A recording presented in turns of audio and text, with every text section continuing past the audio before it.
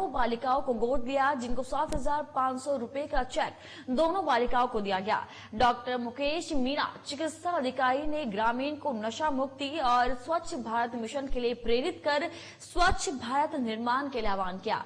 गौरी शर्मा और मुस्कान लोधा को झालावाड़ जिला कलेक्टर जितेंद्र कुमार सोनी के दिशा निर्देश पर बेटी पढ़ाओ बेटी बचाओ के तहत गोद लेकर दूसरे लोगों को भी गोद लेने के लिए प्रेरित कर समाज को संदेश दिया। अपनी बेटी बचाओ बेटियों को पढ़ाओ योजना के तहत चिकित्सा अधिकारी डॉक्टर मुकेश मीणा ने गैर सरकारी संस्थाओं भामाशाह मेडिकल संचालकों को इसमें सहयोग प्रदान करने और गोद लेने के लिए आग्रह किया। गोद लेने के बाद चिकित्सा परिसर में मरीजों को फल वितरित भी किए गए। मरीजों के बीच इस मौके पर मनोहर थाना प्रधान, कमलेश लोधा पूर्व प्रधान, राधेश्याम लोधा, चिकित्सा स्टाफ और स्थानीय व्यापारियों एवं प्रतिष्ठित नागरिक उपस्थित रहे।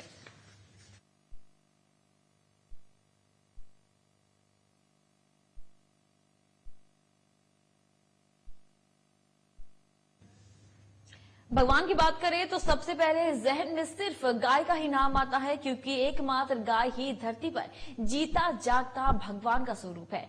क्योंकि हिंदू धर्म में ही गाय को भगवान के 36 करोड़ देवी देवता का निवास माना जाता है।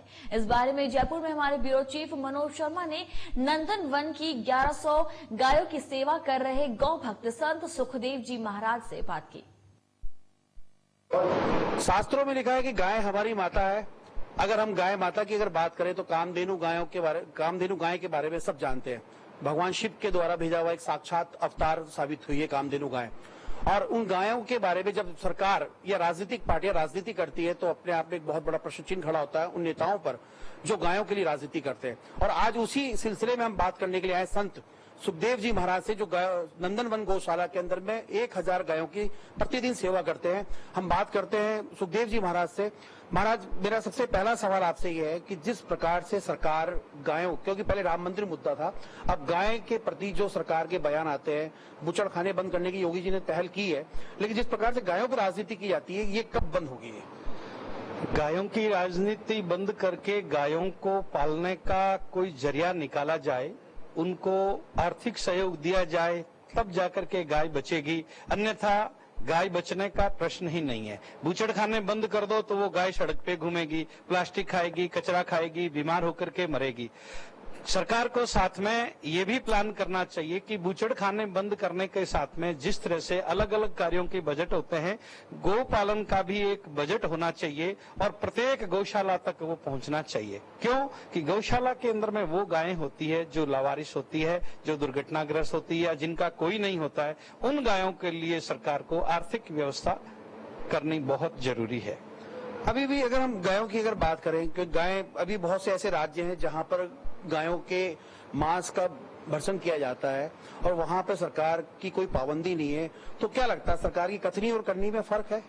सरकार को उसके लिए कुछ संतों को अपनी तरफ से नियुक्त करके ऐसे राज्यों में भेजा जाए और उस गाय को कैसे पाला जाए, उस गाय में क्या गुण है या गाय से क्या फायदा है, ऐसा वहां पर लोगों को बताया जाए, तब जाकर के उनको मालूम पड़ेगा और वो गाय कटनी बंद हो गई। अन्य किसी पाबंदियों से या अन्य किसी कानून नियम से गाय कटनी बंद नहीं होगी। क्योंकि जब तक व्यक्ति गाय के गुण को, गाय की महत्ता को, गाय के खुद को नहीं समझेगा, तब तक वो गाय को काटना बंद नहीं करेगा और गाय के साथ दुर्व्यवहार बंद नहीं होगा।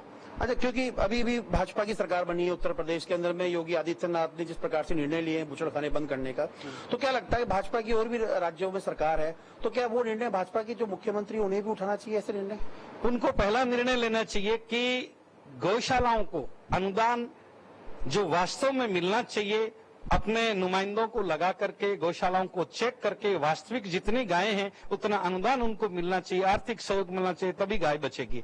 अन्यथा उधर से बूचड़खाने बंद कर दिए, वो गाय सड़क पे आएगी, उस गाय का कोई मालिक नहीं है, फिर गायें घूमेगी, फिर वही स्थिति होगी कि गायें कट रही है। क्यों कट रही है? कि गाय की व्यवस्था नहीं हो रही है। व्यवस्था अर्थ के बिना होती नहीं है। तो सरकार को बूचड़खाने बंद करने के साथ साथ गौशालाओं के लिए या उन गायों के आश्रय के लिए गौशालाएं खोल करके अर्थ की व्यवस्था और पैसे की धन की व्यवस्था करनी चाहिए। चलिए, ये हमारे साथ में थे नंदनवन गौशाला से स्वामी सुखदेव जी महाराज, जो गायों की सेवा कर रहे हैं, 1000 गायों का लालन पालन कर रहे हैं। अब ये आने वाला समय ही बताएगा कि जिन गायों के पीछे सरकार राजनीति कर रही है वो वहां कहां तक पहुंच पाती है।